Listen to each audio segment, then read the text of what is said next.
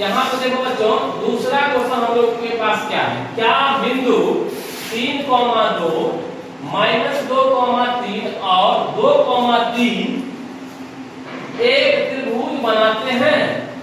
व्याख्या करें। अब एक चीज ध्यान से देखना कि इस तीन बिंदु का कोऑर्डिनेट दिया हुआ है, तीनों बिंदु का निर्देशांक पता है, तीनों बिंदु का निर्देशांक पता है। अब हमें क्या करना है, इससे त्रिभुज बनेगा कि नहीं बनेगा। त्रिभुज का एक नियम समझ लेना।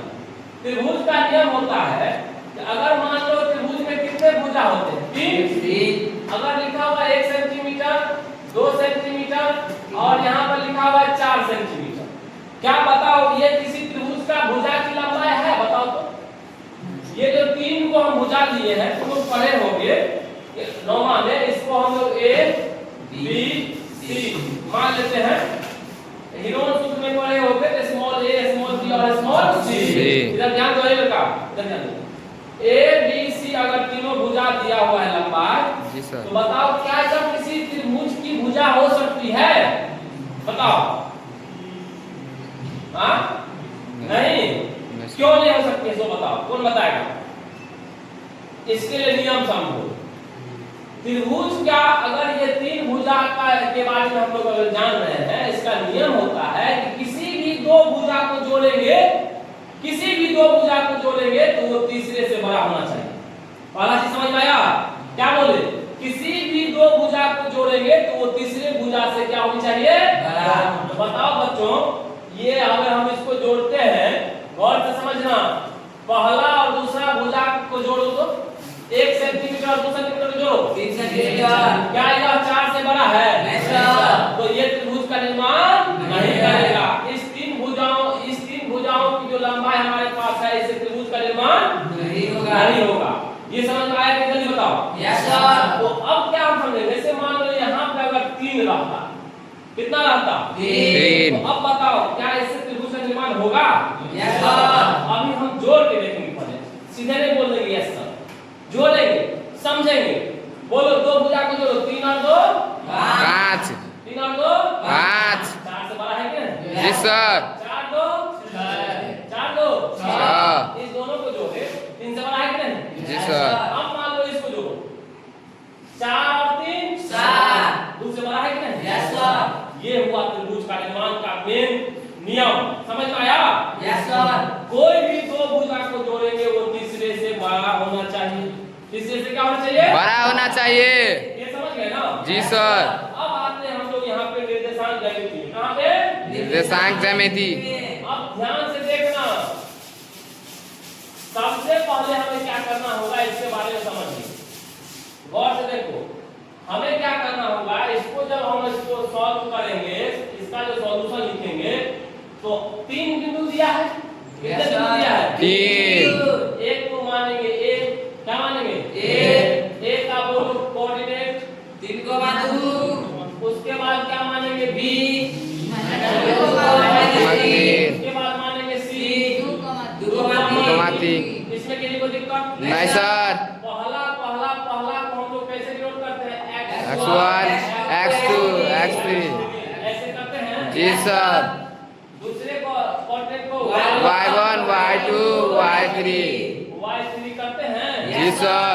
इसमें किसी को दिक्कत है? नहीं सर। अब इसमें ध्यान से देखना, हमें बारी बारी से 2 के बीच का हमको दूरी निकालना है। क्या निकालना है? दूरी। तो अब यहाँ पर देखो बच्चों, A और B का क्या निकालना है? बीच की दूरी। A और B का बीच की दूरी। तो हम लगाएंगे दूरी सूत्र। क्या लगाएंगे? दूरी सूत्र। दूरी सूत्र क्या होता है? बोलो। x2 minus 1 x2 minus x1 का होल स्क्वायर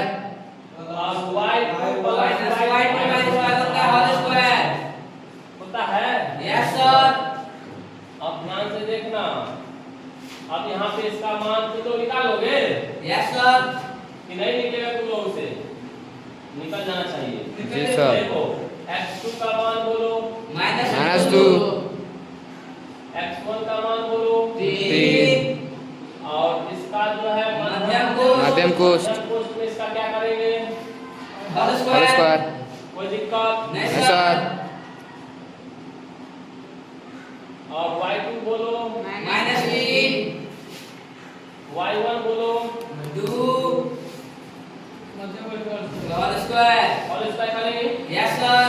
अब एक चीज ध्यान से देखना, दोनों माइनस में है, 3 2 कितना हो जाएगा? 5। एक ही बार में इसका तोड़ देते हैं, ठीक है? Yes sir.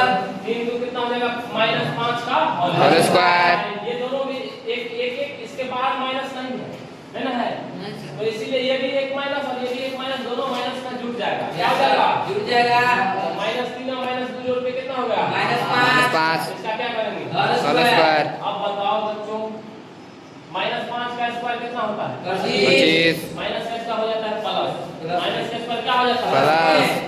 और इसका बोलो 25 25 25 और 25 50। अब 50 का हम लोग को क्या निकालना पड़ेगा? वर्गमूल। क्या निकालना पड़ेगा? वर्गमूल। AB के बीच में हम लोग सबसे पहले बच्चों दूरी सूत्र से इस दोनों के बीच की दूरी ज्ञात की। दूरी कितना निकला? √50। कितना निकला? √50।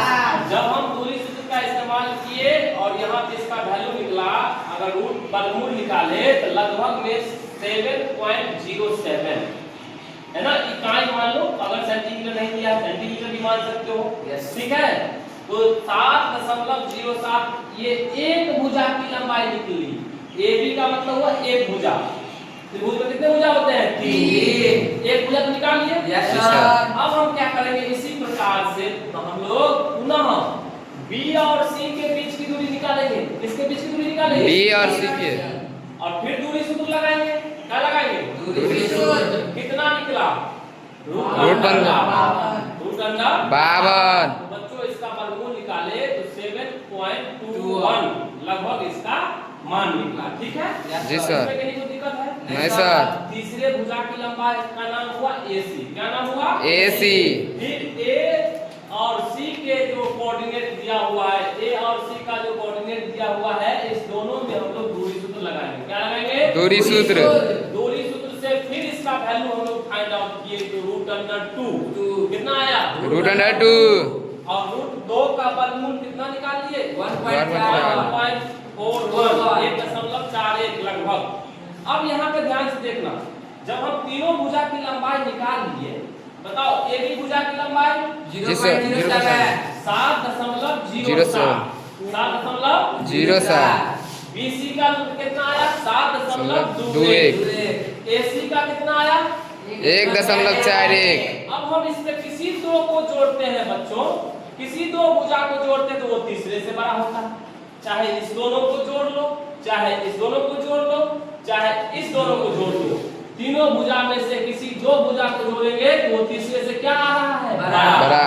तो हम लोग देख रहे हैं कि इन्हीं दो भुजाओं को जोड़ने पर वह तीसरे भुजा से बड़ा आता है, अतः यह एक त्रिभुज का निर्माण करेगा। इसमें कहीं कोई दिक्कत है? नहीं सर।